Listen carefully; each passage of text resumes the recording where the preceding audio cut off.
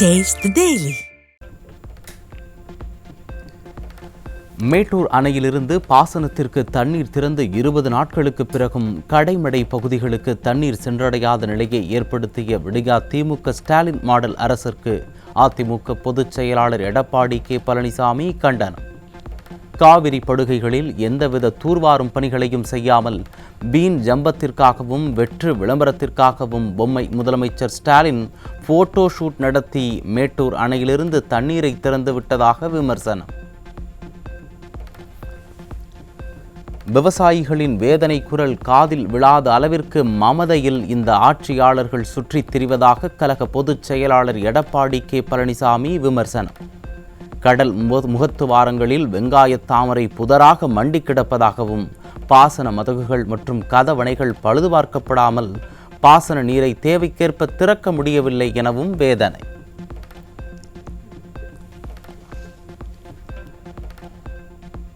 Delta பாசன விவசாயிகள் இந்த ஆண்டு முழு அளவில் பயிர் செய்ய முடியாத நிலையை ஏற்படுத்திய நிர்வாக திறனற்ற ஸ்டாலின் மாடல் திமுக அரசுக்கு எதிர்க்கட்சித் தலைவர் எடப்பாடி கே பழனிசாமி கண்டனம். டெல்டா மாவட்டங்களில் உள்ள அனைத்து கடைமடை பகுதிகளுக்கும் உடனடியாக தடையில்லாமல் தண்ணீர் சென்றடைய நடவடிக்கை எடுக்க வேண்டுமென வலியுறுத்தல். விருதுநகரில் பட்டாசு ஆலை வெடிவிபத்தில் உயிரிழந்த தொழிலாளர்களின் உறவினர்களை காவல்துறையினர் மிரட்டிய சம்பவத்திற்கு அதிமுக பொதுச் செயலாளர் எடப்பாடி கே பழனிசாமி கடும் கண்டனம். ஒழுங்கா இருக்கணும், இல்லைன்னா வேற மாதிரி ஆகிடும் என்று காவல்துறை மிரட்டிய நிலையில் வேறு மாதிரி என்றால் எந்த மாதிரி, மடப்புறம் அஜித்குமார் மாதிரியா என எதிர்க்கட்சி தலைவர் ஆவேசம்.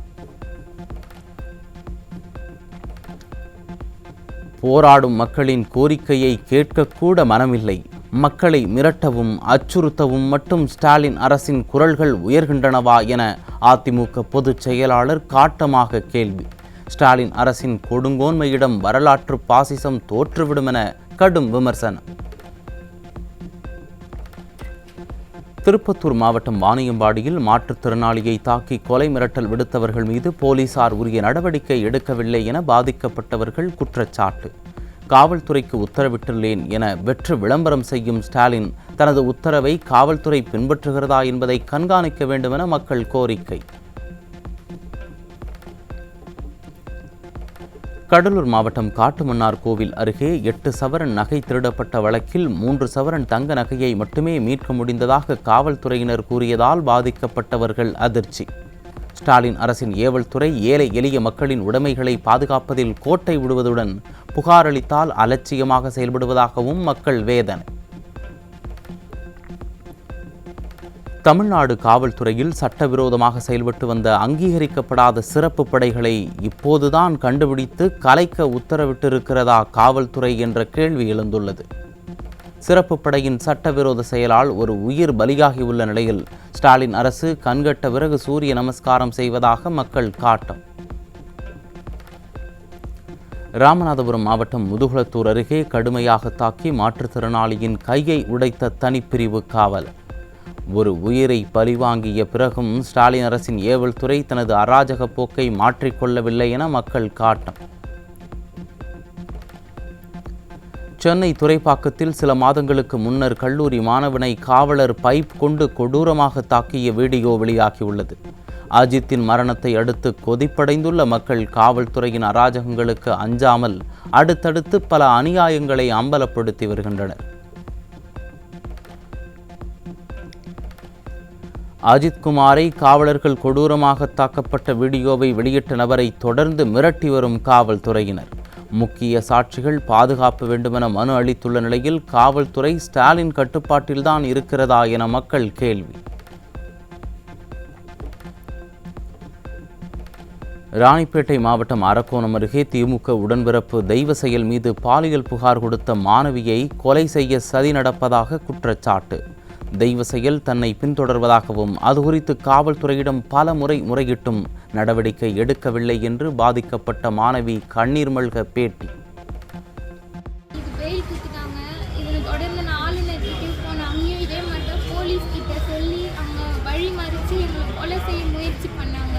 ஆனால் இது குடும்ப பிரச்சனைன்னு மாற்றிட்டாங்க. அந்த மேடெல்லாம் போட்டு பேசி இது குடும்ப பிரச்சனை, மாலதியில் மனைவி.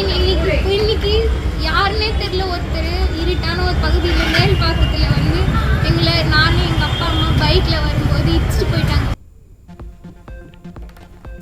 சென்னை அண்ணா நகரில் குளிர்பானத்தில் மயக்க மருந்து கொடுத்து இளம்பெண்ணை பல முறை பாலியல் வன்கொடுமை செய்த ஐடி ஊழியர் சிக்கினார். ஸ்டாலின் அரசின் ஏவல் துறை பாலியல் குற்ற வழக்குகளில் தீவிரம் காட்டாததால் காமுகன்கள் துணிச்சலுடன் பெண்களிடம் அத்துமீறுவதாக மக்கள் வேதனை.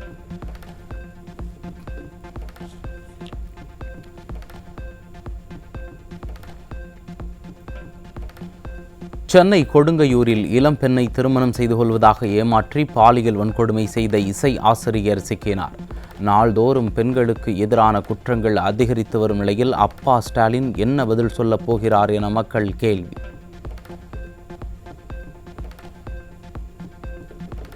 சென்னை அண்ணா நகரில் சிறுமிக்கு பாலியல் தொல்லை கொடுத்த கடை உரிமையாளர் போக்சோவில் சிக்கினார். ஸ்டாலின் ஆட்சியில் சிறுமிகள் கடைகளுக்கு கூட செல்ல முடியாத அளவிற்கு பாதுகாப்பற்ற சூழல் இருப்பதாக பெற்றோர்கள் வேதனை. சென்னை ராயபுரம் அருகே கல்லூரி மாணவியை கடத்திச் சென்ற இளைஞர் போக்சோ வழக்கில் சிக்கினார். ஸ்டாலின் ஆட்சியில் பெண்கள் நடமாட முடியாத சூழல் இருப்பதை இச்சம்பவம் உறுதிப்படுத்துவதாக பொதுமக்கள் விமர்சனம். தருமபுரி மாவட்டம் நல்லம்பள்ளி அருகே மூதாட்டிக்கு பாலியல் தொல்லை கொடுத்த இளைஞர் சிக்கினார். ஆட்சியா இது? சிறுமிக்கும் பாதுகாப்பில்லை, மூதாட்டிக்கும் பாதுகாப்பில்லை, அப்பா என விளம்பரம் செய்ய முதல்வருக்கும் கூச்சமில்லை என மக்கள் காட்டம். தருமபுரி மாவட்டம் குறும்பட்டி பகுதியில் மது போதையில் இளைஞரை கத்தியால் குத்திய 3 பேர் சிக்கினர். திறனற்ற திமுக ஆட்சியில் சட்டம் ஒழுங்கு சீர்கேட்டு போதை ஆசாமிகளால் குற்ற சம்பவங்கள் அதிகரித்துள்ளதாக பொதுமக்கள் குற்றச்சாட்டு. தமிழக இளைஞர்களின் வாழ்க்கையை சீரழிப்பதற்காக கர்நாடக மாநிலத்திலிருந்து கரூருக்கு 120 கிலோ குட்கா மற்றும் 60 மது பாட்டில்களை கடத்த முயன்ற 2 பேர் பிடிபட்டனர். மாநில எல்லையில் உள்ள சோதனைச் சாவடிகளில் விடியா திமுக அரசின் ஏவல் துறை லஞ்ச லாவணியத்தில் திளைப்பதால் போதைப் பொருள் கடத்தல் சம்பவம் அதிகரித்து விட்டதாக குற்றச்சாட்டு. காஞ்சிபுரம் மாவட்டம் குருவிமலை பகுதியில் கஞ்சா விற்பனையில் ஈடுபட்ட இளைஞர் சிக்கினார். இளைஞர்கள் போதைக்கு அடிமையாவதுடன் போதை வியாபாரிகளாகும் அளவிற்கு தமிழகத்தை சீரழித்ததுதான் ஸ்டாலின் கொடுத்த விடியல் என மக்கள் வேதனை. செங்கல்பட்டில் தமிழக அரசால் தடை செய்யப்பட்ட 130 கிலோ குட்கா பொருட்கள் சிக்கியது. ஸ்டாலின் அரசு போதைப் பொருட்களை ஒழிப்பதாக வெற்று விளம்பரம் மட்டுமே செய்து வருவதாக மக்கள் வேதனை. கள்ளக்குறிச்சி மாவட்டம் சங்கராபுரம் அருகே வீடு புகுந்து 200 சவரன் தங்க நகைகளை கொள்ளையடித்துச் சென்ற கொள்ளையர்கள். அஜித்குமார் போன்ற அப்பாவிகளை அடித்துக் கொள்வதில் ஆர்வம் காட்டும் காவல்துறை உண்மையான கொள்ளையர்களை பிடிப்பதில் கோட்டை விடுவதாக மக்கள் சாடல்.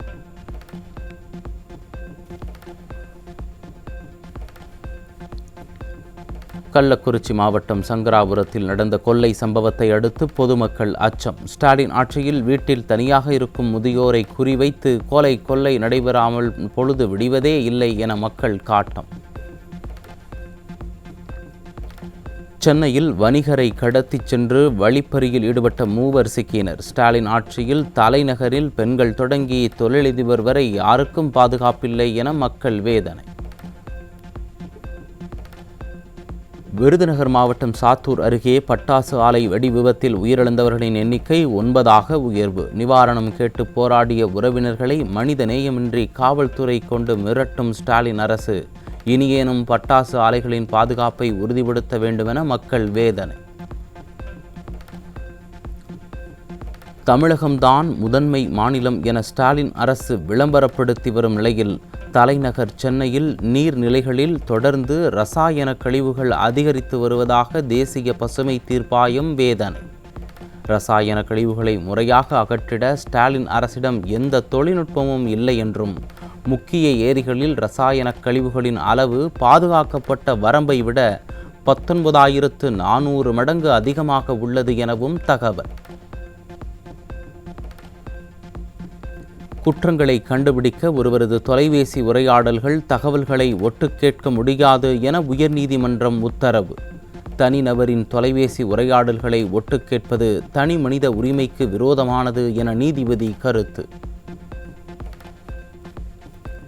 நாகை மாவட்ட கடைமடை பகுதிகளில் ஆகாய தாமரைகள் சூழ்ந்துள்ளதால் தண்ணீர் வந்து சேரவில்லை என கூறி விடியா அரசை கண்டித்து விவசாயிகள் சாலை மறியல். நானும் டெல்டா காரன்தான் என மேட்டூரில் தண்ணீர் திறந்து விளம்பரம் தேடிய ஸ்டாலின் குடிமராமத்து பணிகளை செய்யவில்லை என விவசாயிகள் குற்றச்சாட்டு. திருவண்ணாமலை மாவட்டம் மேல்மா சிப்காட் விரிவாக்க திட்டத்திற்கு எதிர்ப்பு தெரிவித்த விவசாயிகளை விசாரணைக்கு அழைத்ததற்கு கண்டனம் தெரிவித்து 2வது நாளாக உள்ளிருப்பு போராட்டம். நாட்டின் முதுகெலும்பாக இருக்கும் விவசாயத்தையும் விவசாயிகளையும் அழிப்பதுதான் ஸ்டாலின் மாடல் அரசின் கொள்கையா என விவசாயிகள் ஆதங்கம். 7 மணி போல சப் கலெக்டர் வராரு. வந்துட்டு அவர் என்ன சொல்றாரு, எங்களுக்கு தேவைன்னா நாங்க எடுக்கதான் செய்வோம், 50% முடிஞ்சிடுச்சின்னு சொல்றாரு.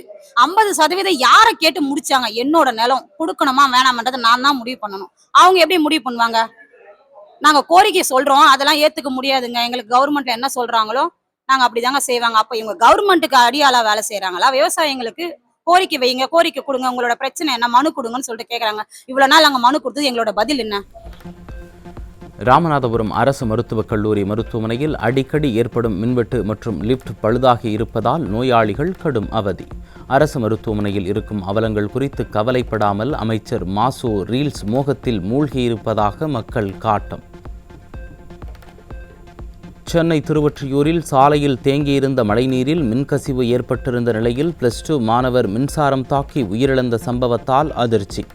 ஸ்டாலின் அரசின் மாநகராட்சி நிர்வாகமும் மின்சாரத்துறையும் அலட்சியத்துடன் செயல்படுவதால் இன்னும் எத்தனை உயிர்களை பலிகொடுக்கப் போகிறோமோ என மக்கள் ஆதங்கம். தருமபுரி மாவட்டம் நல்லம்பள்ளி அருகே காற்றுடன் பெய்த கனமழை காரணமாக அறுந்து விழுந்த மின்கம்பியை மிதித்த விவசாயி மற்றும் எருமை மாடு மின்சாரம் தாக்கி உயிரிழப்பு. பருவமழை காலங்களில் விடியா திமுக அரசு முன்னெச்சரிக்கை நடவடிக்கை மேற்கொள்ளாததால் உயிரிழப்புகள் அடிக்கடி நடைபெறுவதாக மக்கள் குற்றச்சாட்டு. கன்னியாகுமரி மாவட்டம் நாகர்கோவில் அருகே பல கிராமங்களில் கடந்த 4 ஆண்டுகளாக மின் இணைப்பு வழங்காததால் மெழுகுவர்த்தி வெளிச்சத்தில் பள்ளி பாடங்களை மாணவர்கள் படிக்கும் அவலம். நல்லாட்சி நடத்தி வருவதாக வீராப்பு காட்டும் அப்பா ஸ்டாலின் ஆதித்தபுரம் கிராம மாணவ மாணவியர்களின் அவல நிலைக்கு என்ன பதில் சொல்லப் போகிறார் என மக்கள் கேள்வி. கடலூர் மாவட்டம் விருத்தாச்சலத்தில் பொதுமக்களுக்கு விநியோகம் செய்யக்கூடிய 2600 கிலோ ரேஷன் அரிசி மூட்டைகளை பதுக்கி வைத்திருந்த நபர் பிடிபட்டார். விடியா திமுக ஆட்சியில் ரேஷன் கடைகளை அரசு அதிகாரிகள் முறையாக ஆய்வு செய்யாமல் அலட்சியம் காட்டி வருவதால் மக்கள் வரிப்பணம் வீணடிக்கப்படுவதாக குற்றச்சாட்டு. உச்ச நீதிமன்றத்தை அவமதிக்கும் வகையில் கர்நாடக முதலமைச்சர், துணை முதலமைச்சர் ஆகியோர் மேகதாட்டு அணைக்கு ஆதரவாக பேசி வரும் நிலையில் ஸ்டாலின் வாய் திறக்க மறுப்பது ஏன்? விவசாயிகளை வஞ்சிக்கும் ஸ்டாலின் அரசிற்கு எதிராக விவசாய சங்கங்களின் ஒருங்கிணைப்பு குழு தலைவர் PR பாண்டியன் காட்டம். காஞ்சிபுரம் மாவட்டம் சாலமங்கலம் அருகே 4,64,00,000 ரூபாய் மதிப்பில் கட்டி முடிக்கப்பட்ட கழிவுநீர் சுத்திகரிப்பு நிலைய கட்டடத்தில் விரிசல் ஏற்பட்டுள்ளதால் பொதுமக்கள் அதிர்ச்சி.